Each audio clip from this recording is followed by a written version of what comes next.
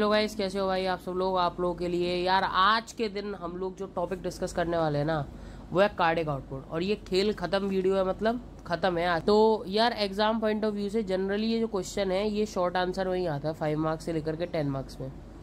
10 marks में बहुत rarely देखने के लिए मिलता है, मेनली ये 5 मार्क्स में देखने के लिए मिलेगा। तो 5 मार्क्स में अगर ये देखने के लिए आ रहा है तो इसमें मतलब मैंने जितना कंटेंट रखा है ना, उसका अगर आपको 60 to 70% कंटेंट भी आ रहा तो भी आप लोग मतलब 3 to 4 मार्क्स आराम से स्कोर कर सकते हो।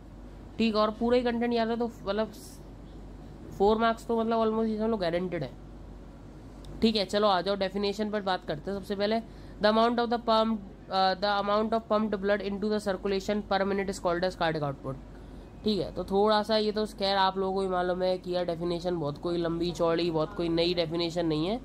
जो वही डेफिनेशन है कि अमाउंट ऑफ द ब्लड जो पंप किया जाएगा सर्कुलेशन में 1 मिनट में, वही उसी को बोलते हैं कार्डियक आउटपुट। अब ये जो कार्डियक आउटपुट होता है stroke volume into heart rate होता है। अब हमें मालूम है कि यार stroke volume into heart rate, और ये वाली बात भी हम लोग बहुत अच्छे से जानते हैं कि यार हम लोग है ना इसे पर मिनट कैलकुलेट करते हैं, यानी कि 1 मिनट में इसे हम लोग कैलकुलेट करते हैं। Normal cardiac output of individual जो होता है वो जनरली होता है 5 से 6 लीटर पर मिनट। कितना होता है देखो यहाँ पर, ये वाली वैल्यू को एकदम अच्छे से रट लेना कि कितना होता है 5 से 6 लीटर। अब आधे सारे बच्चे क्या लिखेंगे, ऐसे लिखेंगे नॉर्मल वैल्यू खत्म। अरे भाई हमारे को एक रात पहले तो पढ़ रहे हैं, और एक रात पहले पढ़ने से क्या मतलब है यार, फिजियोलॉजी है, फिजियोलॉजी में कम मिलते हैं वर्ड्स लिखने के लिए। तो अपन ऐसे क्यों नहीं लिखे पूरा, normal cardiac output of a normal individual is close to the total blood volume which is equal to 5 to 6 litre per minute.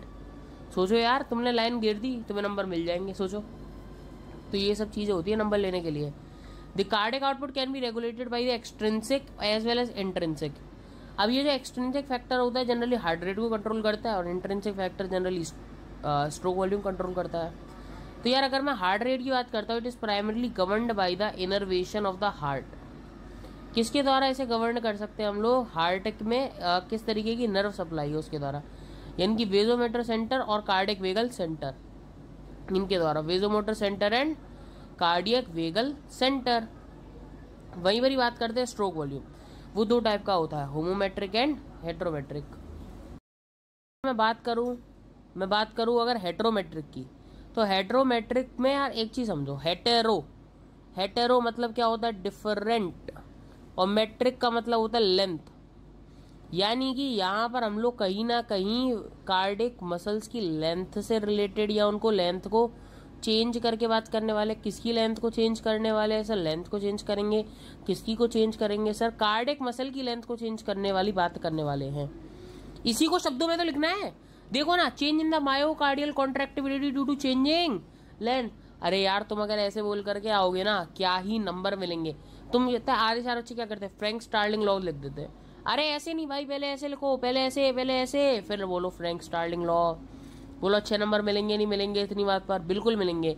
यानी कि energy of the contraction is proportional to the initial length of the cardiac muscle fibre, i.e. The extent of the preload is proportional. अरे ये तो कुछ समझ में नहीं आया।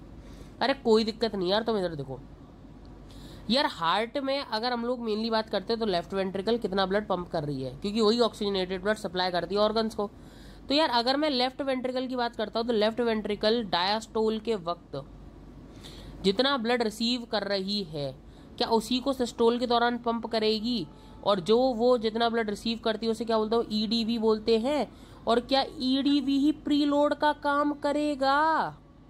अरे बोलो यार, इतनी बात समझ में आ रही हो तो बोलो यार, क्या बात समझ में आ रही है आप लोगों को, तो समझ में आ गया होगा। ईडीवी अगर प्रीलोड का काम करेगी तो यार तुम मुझे बस केवल एक चीज बताओ कि अगर मैं ईडीवी को बढ़ा दूं और एक हार्ट को अगर हम लोग इमेजिन करते, रुको यार, अबे ऐसे कैसे तुम्हें छोड़ दूंगा, ये देखो तुम्हें समझ में आएगा, एक एक पॉइंट समझ में आएगा। क्या यही लेफ्ट वेंट्रिकल है, और मान लो कि अगर ईडीवी को मैं ईडीवी यहाँ पर आएगी ईडीवी, और इस ईडीवी को अगर मैं बढ़ा दूं, तो क्या आप लोग इमेजिन कर सकते हो कि लेफ्ट वेंट्रिकल जो है, क्या वो मतलब उसके जो फाइबर्स है क्या वो स्ट्रेच होंगे, क्या उसके फाइबर्स स्ट्रेच होंगे, क्या अगर उसके फाइबर स्ट्रेच होंगे तो क्या उनकी लेंथ बढ़ेगी, क्या उनकी लेंथ बढ़ेगी तो क्या लेंथ में चेंज आएगा। अरे लेंथ में चेंज आएगा तो वही तो बोल रहा हूँ इतनी देर से कि लेंथ में चेंज आने की वजह से फ्रैंक स्टार्लिंग लॉ एक्टिवेट होगा, और हेट्रोमेट्रिक जो रेगुलेशन है हार्ट का वो देखने के लिए यहाँ पर हमारे को मिलने वाला है।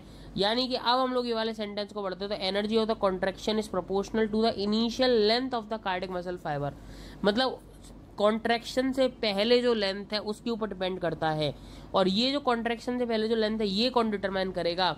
ये डिटरमाइन करता है एक्सटेंट ऑफ द प्रीलोड, या फिर हम लोग बोल सकते हैं एंडास्टोलिक वॉल्यूम। क्या बात समझ में आ रही है आप लोगों को? The blood due to atrial systole is also responsible for determining. अरे यार ये तो बता दिया, क्योंकि तुम मुझे ये बताओ, एंडास्टोलिक वॉल्यूम में जितना ब्लड आएगा क्या वो प्राइमरली एट्रियल सिस्टोल पर डिपेंड नहीं करेगा? बिल्कुल करेगा। As atrial contraction aids ventricular filling, thus atrial contraction must also be the determining factor. अरे यार ये सारी चीजें तो हमें मालूम है, शब्दी में तो लिखना होता है, तो शब्द दे रहा हूं ना मैं, तो ऐसे ही लिखना है। और फिजियोलॉजी अगर तुम मेरे से पढ़ के जाओगे और एक एक शब्द वो जो मैं बताता हूँ लिख कर के आओगे, यार नंबर तो नहीं कोई काटने वाला है। ठीक है चलो आओ। Atrial contraction strength depend on venous return. क्या ये वाली बात भी हमारे को मालूम है? यार अब तुम एट्रिया के रेस्पेक्ट से सोचो जरा, हम लोग जब एट्रियल कॉन्ट्रैक्शन को बोल रहे तो वीनस रिटर्न भी देख लेते किस तरीके से आखिर वीनस रिटर्न का रोल है।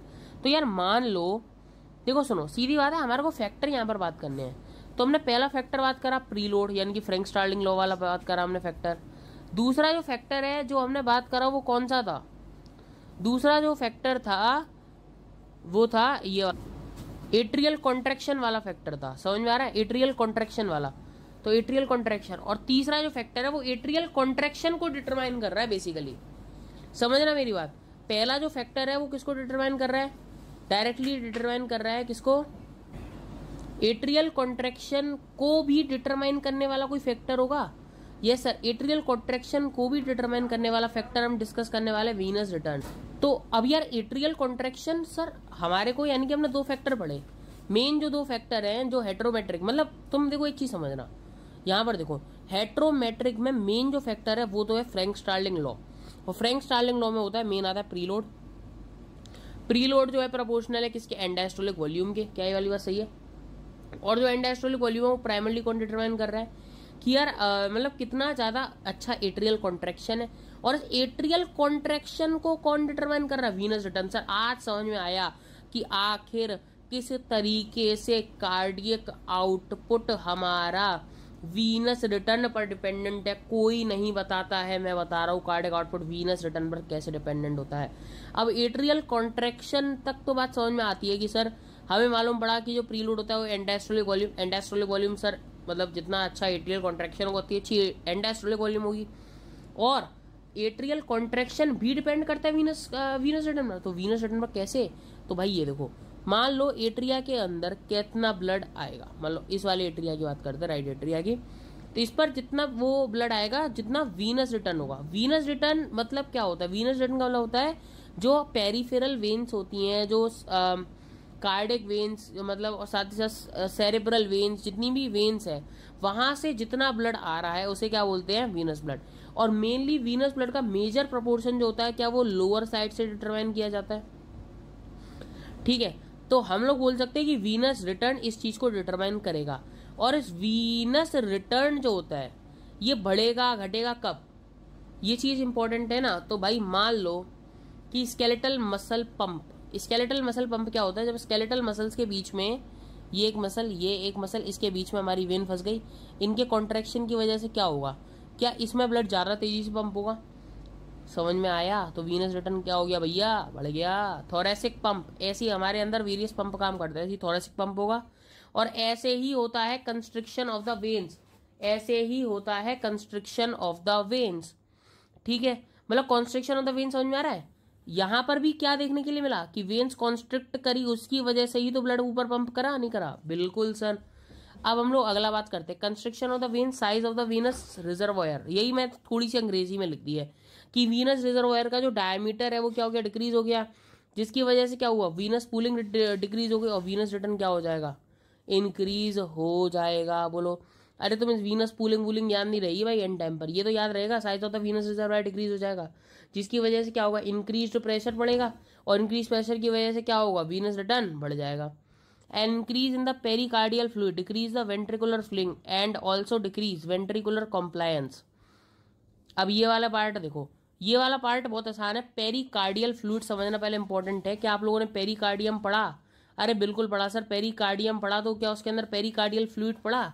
उस पेरिकार्डियल फ्लूइड अगर मान लो, ठीक है, वो अगर डिक्रीज हो जाए, सॉरी वो इंक्रीज हो जाए, वो यहाँ पर क्या हो जाए, इंक्रीज हो जाए, तो क्या होगा, क्या जगह कम मिलेगी वेंट्रिकल्स को, क्या वेंट्रिकल्स को कम जगह मिलेगी, जगह एंड डायस्टोलिक वॉल्यूम को एक्यूमुलेट करने के लिए, अकोमोडेट करने के लिए, तो क्या उसके फाइबर ज्यादा स्ट्रेच होंगे, कम स्ट्रेच होंगे, ऑब्वियसली कम स्ट्रेच होंगे, तो वेंट्रिकुलर फिलिंग क्या हो जाएगी, कम हो जाएगी।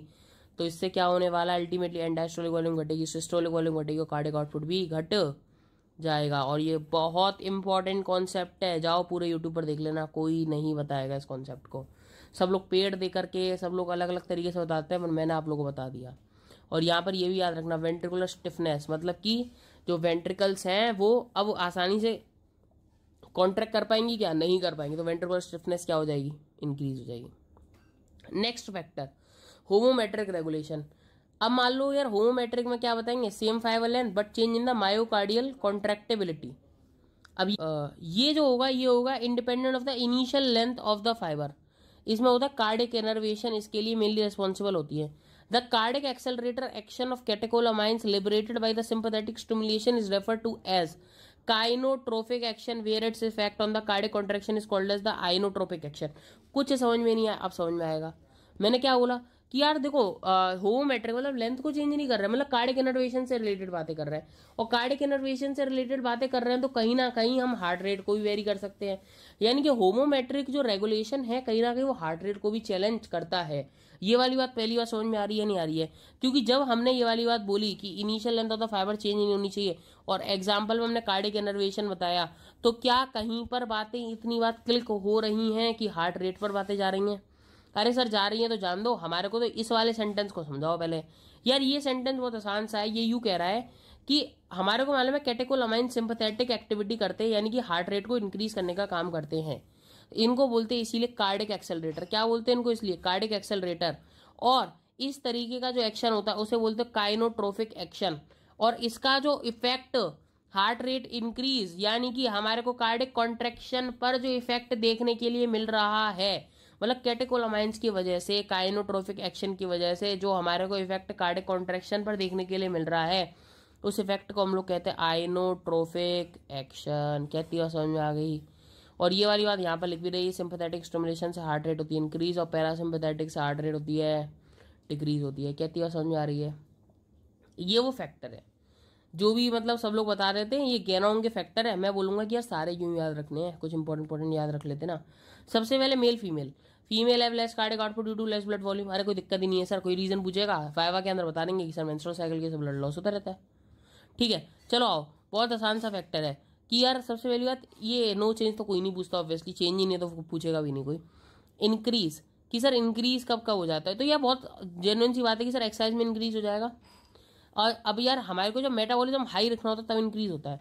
प्रेगनेंसी हो जाएगा, हाई एनवायरमेंटल टेम्परेचर हो जाएगा, एंजाइटी एक्साइटमेंट के केस में हो जाएगा, ईटिंग खाना खा रहे हो टेम्परेचर रेज होगा बॉडी का तो क्या हो जाएगा, अरे बिल्कुल हो जाएगा, खत्म हो गया। डिक्रीज, अरे ये तो केमिकल फैक्टर है तो ये ऊपर पड़ गया है इसलिए नहीं बता रहा इसको मैं। डिक्रीज डिक्रीज डिक्रीज ये कब कब होगा?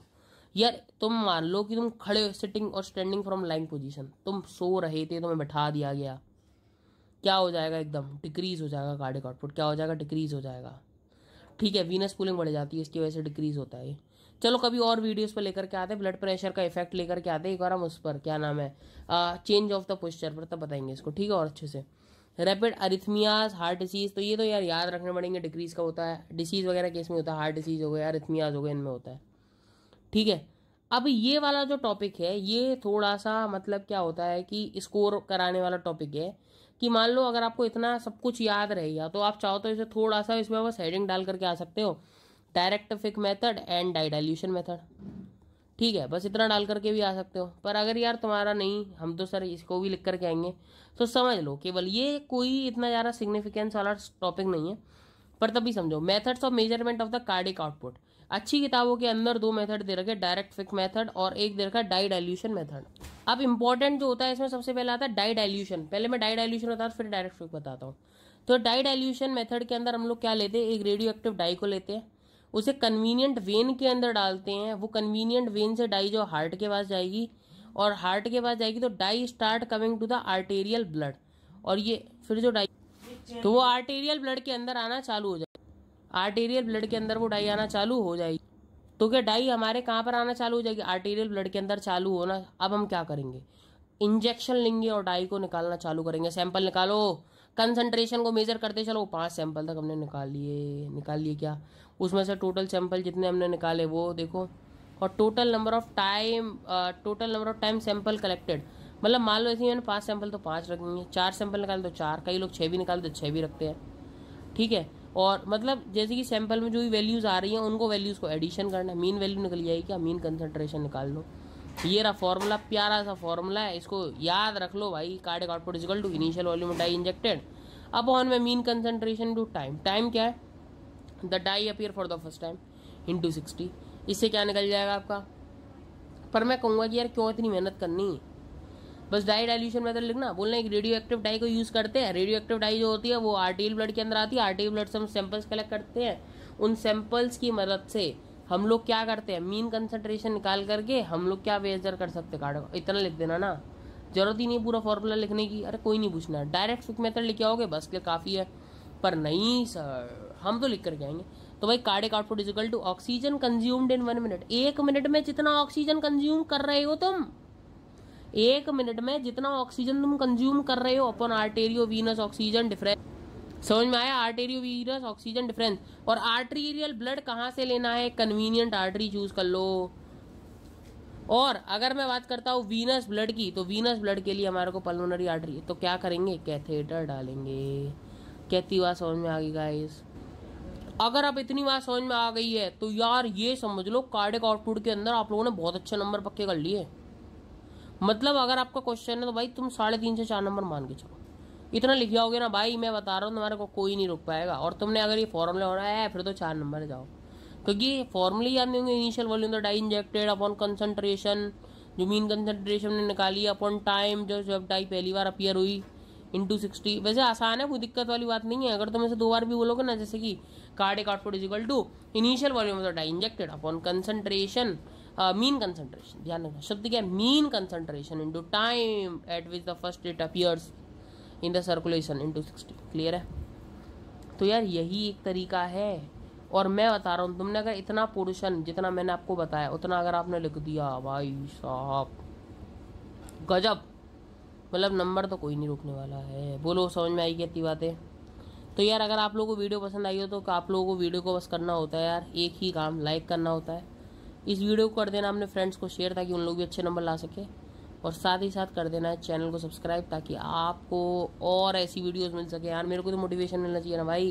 तो यार सब्सक्राइब बटन जरूर हिट कर दिया करो भाई, पूरी वीडियो देखा करो ढंग से यार, ठीक है। ज़्यादा लंबी लंबी वीडियो है नहीं यार, देखो मतलब मुश्किल से ही वीडियो होगी, कुछ 22-23 मिनट की लगभग लमसम वीडियो होगी। मैं देख नहीं रहा हूँ, चलिए ऊपर आ रहा होगा टाइम, ठीक है। तो यार शुक्रिया आप लोगों का, आप लोगों ने वीडियो को इतना पेशेंसली देखा। चलो भाई थैंक यू, अगली वीडियो में आप लोगों से मिलते हैं, बाय।